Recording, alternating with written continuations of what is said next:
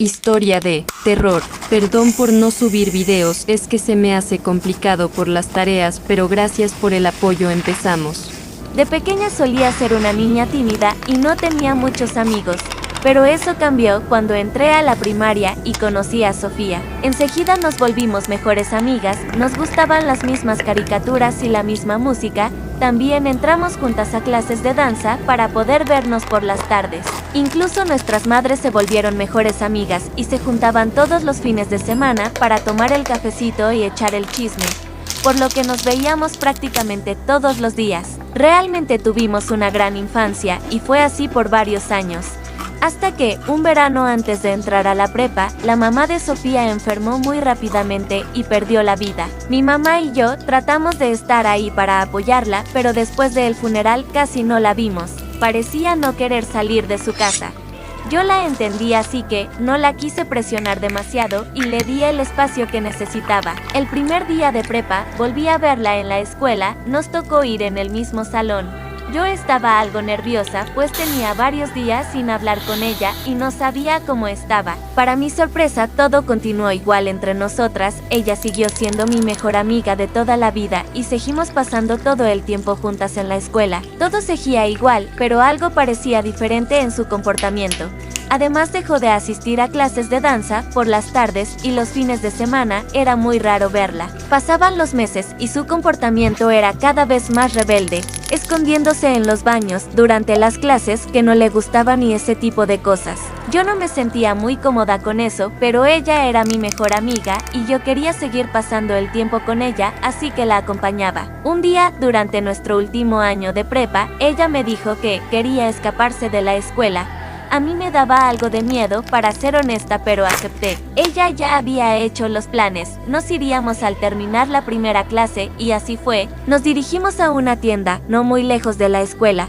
Era una tienda bastante grande, vendía jugos y desayunos y también tenían bastantes maquinitas de videojuegos. Así que desayunamos y nos pasamos varias horas jugando maquinitas. Fue un gran día y tenía varios años que no nos divertíamos de esa manera, pero nuestra diversión se acabó cuando nuestros padres llegaron a buscarnos. Les habían hablado de la escuela para decirles que nos habíamos escapado y no tardaron mucho buscando antes de encontrarnos. Mis padres me regañaron. Durante el camino a casa, al llegar le expliqué a mi mamá cómo me sentía y por qué lo habíamos hecho. Ella lo entendió, pero me dijo que aún así tendría que castigarme, ya que debía entender que las acciones tenían consecuencias.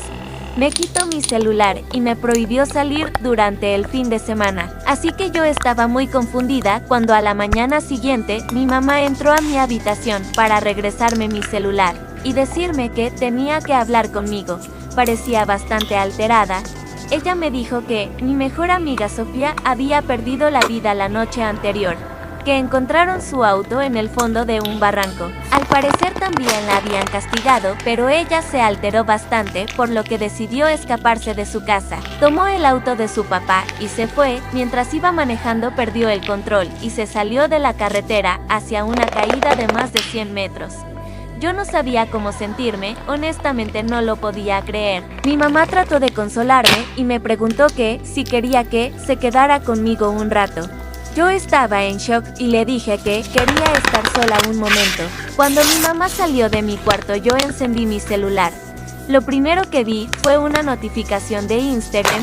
Era un video que Sofía me había enviado la noche anterior, así que lo abrí. Al principio era algo extraño, no se veía nada, luego parecía como si mi amiga pusiera su celular en una mesa y fue entonces cuando se empezaron a escuchar ruidos extraños. Parecía ser su papá regañándola, se escuchaban demasiados ruidos, no podía escuchar lo que su papá decía, pero estaba realmente furioso. Creo que Sofía se sentía en peligro y por eso me mandó ese video para tratar de pedirme ayuda. Lamentablemente yo no lo vi a tiempo. Bajé a la sala de mi casa y le pedí a mi mamá que me llevara a la estación de policías. Al llegar un oficial levantó mi reporte, le conté lo que había pasado, lo que había visto y les dije que pensaba que podría haber sido el papá de Sofía quien le había hecho daño. Pero al tratar de mostrarles el video en mi celular me di cuenta de mi error. El mensaje había sido enviado en modo efímero y yo no podía volver a reproducirlo. Así que los oficiales se rieron de mí y no me creyeron nada. ya que el papá de mi amiga era un hombre muy respetado en nuestra comunidad. Así que volví a casa con mi mamá, pero yo no estaba lista para rendirme. Así que decidí meterme a la casa de Sofía para ver si podía encontrar alguna pista sobre lo ocurrido. Yo sabía dónde escondían la llave de emergencia, así que no fue difícil. Esperaba encontrar la casa hecha un desastre, pero no fue así. Al entrar todo estaba impecable, ni una pista de lo ocurrido o de lo que había escuchado. Comencé a pensar que tal vez había visto mal el video, pero aún así subí a la habitación de Sofía para ver si encontraba algo más. Todo estaba en su lugar, nada extraño, así que decidí leer el diario que ella escondía dentro de su gabinete de su computadora. En cuanto comencé a leerlo, empecé a llorar. Al parecer toda su vida había cambiado cuando perdió a su madre. Su papá comenzó a comportarse de una forma muy extraña y agresiva, y ella le tenía miedo desde entonces. Yo me sentí muy mal por no darme cuenta de todo lo que había sufrido mi mejor amiga en el último de años. Yo estaba lista para tomar su diario como evidencia y irme cuando la puerta de la habitación comenzó a abrirse. No puede ser, como no escuché el ruido del carro estacionándose o el de la puerta al abrirse.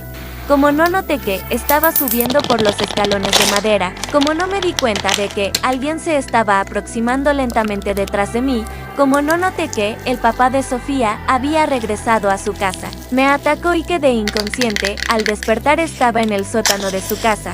Lo primero que vi al abrir los ojos fue a mi amiga Sofía. No lo podía creer, estaba ahí conmigo, estaba viva. A pesar de que estábamos atrapadas y en una terrible situación, yo solo podía sentir una gran felicidad al verla. De inmediato comencé a llorar. Ella me dijo que me tranquilizara y comenzó a decirme que ella tenía un celular escondido en una lata de pintura, de cuando su papá la castigaba y la encerraba ahí, pero que ella no podía alcanzarlo desde donde estaba amarrada, así que desde mi posición me estiré para agarrarlo y lo logré. Lo saqué de la lata y llamé al 911 para pedir ayuda. Yo aún estaba bastante débil, así que me desmayé a mitad de la llamada. La próxima vez que me desperté, ya estaba una ambulancia fuera de la casa de mi amiga. Mientras los paramédicos me atendían, un oficial se aproximó para decirme que no me preocupara, que ya estaba a salvo y para preguntarme lo que había sucedido para su reporte. Le conté todo lo que había pasado. Él parecía bastante sorprendido y al terminar le pregunté por mi amiga. Él puso una cara de preocupación y me dijo que en ese momento solo debía preocuparme por mi recuperación.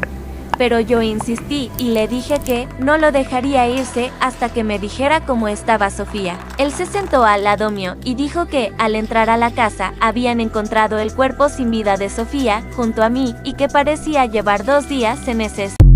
Ok amigos, la historia que les voy a contar no es mía, es de una de mis seguidoras. Y me pidió que cambiara su nombre porque lo que les voy a contar es algo fuerte que todavía lleva terapia por eso. Cuando ella iba en la escuelita, les estoy hablando de unos 20 años atrás, ella me envió fotos.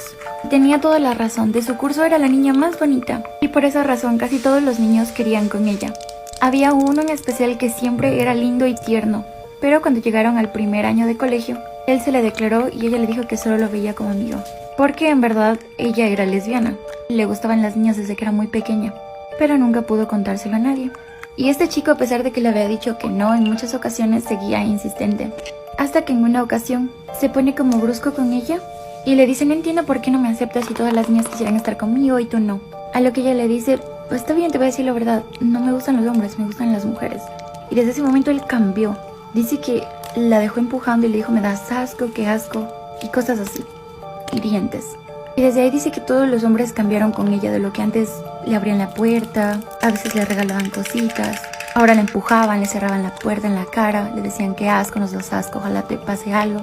Entonces ella le contó a los papás lo que estaba pasando y los papás fueron al colegio obviamente a reclamar. Los llevaron a dirección y los 2 primeros días dice que ellos actuaron como que estaban resentidos, pero nada más. Ella recuerda que era viernes y siempre se quedaban 2 estudiantes al final de clases a barrer el aula, a levantar los papeles, a arreglar los pupitres, y en esa ocasión dice que la maestra se fue. Y cuando ella estaba barriendo, entraron 5 compañeros y el chico que ella había rechazado. Entonces ella creyó que iban a molestar como siempre, pero en esta ocasión fue diferente. Ella trató de defenderse con la escoba, pero fue muy tarde porque como eran 5, obviamente le iban a ganar. No puedo contarles aquí lo que le hicieron, pero ustedes ya se pueden imaginar. Y cuando le decían eso, le decían para que se te quite la lesbiana o para que aprendas a no rechazarnos o a no acusarnos.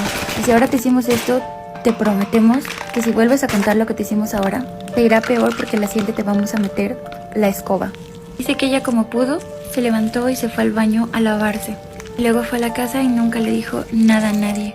Le tocó soportar verlos hasta que acabara el año lectivo. Ella se retira del colegio porque convence a sus papás de que no se siente bien ahí, así que nunca más los vuelve a ver. Hasta que ella con el pasar del tiempo decidió hacerse profesora.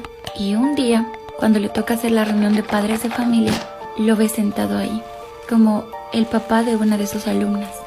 Y obviamente él también la reconoce. Y ella vuelve a revivir todo lo que le hicieron. Cuando acaba la reunión, ese hombre se queda y le dice: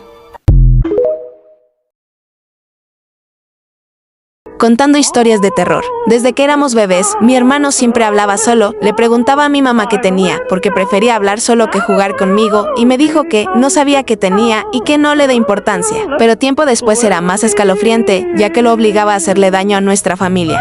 Una vez lo vi acostado en el techo y saltando hacia mí y me mordió la pierna. Yo grité y mis padres lo llevaron a un psicólogo y un año después volvió. Y cuando entró a la casa, corrió hacia la cocina y cogió un cuchillo y se lo clavó a papá en el estómago. Corrí con mi mamá y me enterré en el cuarto y llamé al 911. Internaron a mi hermano y mi mamá y yo compramos otra casa y nunca supimos más de mi hermano. Cuando tenía 11 años, mi madre y mi padre tenían que ir a una boda, pero no permitían niños, como ellos no tenían mucho dinero para contratar una niñera y no había ningún familiar cercano para cuidarme. No tuvieron de otra que dejarme sola con mi perro hasta que regresaran. Como el evento duraba desde las 5 hasta 3 de la mañana, yo estaba muy emocionada, ya que nunca me quedé más de 10 minutos sola en casa. Antes de que mis padres se fueran, mi mamá me dio una lista de quehaceres. En la lista decía que barriera y trapara la casa, que ordenara mi habitación y que le diera de comer al perro. La verdad, la lista era muy sencilla porque siempre solía hacer eso. Bueno, cuando mis papás se fueron decidí comenzar a limpiar los pisos para tener el resto de la noche libre. Luego le puse el platico de comida a mi perro en la cocina y me subí a mi cuarto para hacer una carpeta con sábanas y hacer una maratón de pelos de terror. Habrá pasado una hora y mi perro no subía a mi habitación, así que decidí ir a ver si estaba bien. Resulta que sí estaba bien, afortunadamente, pero parecía estar buscando algo. Lo veía preocupado, pero no le tomé importancia porque tal vez buscaba a mis padres, ya que él los amaba mucho.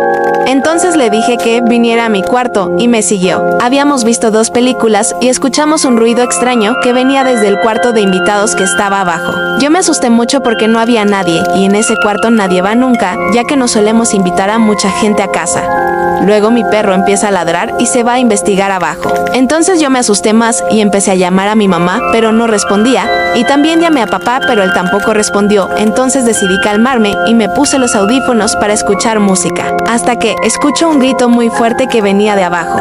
Así que tranqué la puerta de mi cuarto y llamé a la policía. Recibí una llamada de mi esposo anoche, pero él lleva muerto 6 meses. Hace unos días, mientras estaba en la sala, sonó mi teléfono. Eché un vistazo y me di cuenta que era una llamada del número de Mark. Era una voz familiar, la voz de Mark diciendo: "Oye cariño, soy yo. Te extraño mucho". "Mark, ¿de verdad eres tú?". Pero a las pocas horas la llamada se cortó. Sin embargo, las llamadas siguieron, todas siempre a la misma hora. A medida que pasaban los días, las llamadas se volvieron más extrañas. Mark comenzó a hacerme preguntas inusuales. Me llegó a decir que él me veía a través de las ventanas, o que en las noches abría la puerta de mi habitación y me vigilaba. Mientras duermes, nunca digas que estás soñando. Es muy común que yo tenga sueños lúcidos. Ya sabes, esos donde estás consciente que estás soñando, por lo cual puedes controlar todo. Siempre me habían dicho que cuando tuviera este tipo de sueños, nunca dijera: "sé que estoy soñando". Yo no entendía por qué no debía decir esas palabras, pero me dio mucha curiosidad y ahora me arrepiento. Hace un par de días me acosté. Soñé que estaba en una cena familiar yo podía controlar todo, pero me acordé de esas palabras y las dije en voz alta. Sé que estoy soñando. En ese momento todos los personajes de mi sueño me voltearon a ver y sus ojos se pusieron negros. No me apartaban la mirada, parecía que querían hacerme daño. Lo último que recuerdo de ese sueño es que una de las personas me dijo: no, esto no es un sueño, es real. En ese momento me desperté, pero ahora les pregunto a ustedes, ¿alguien sabe qué significa eso?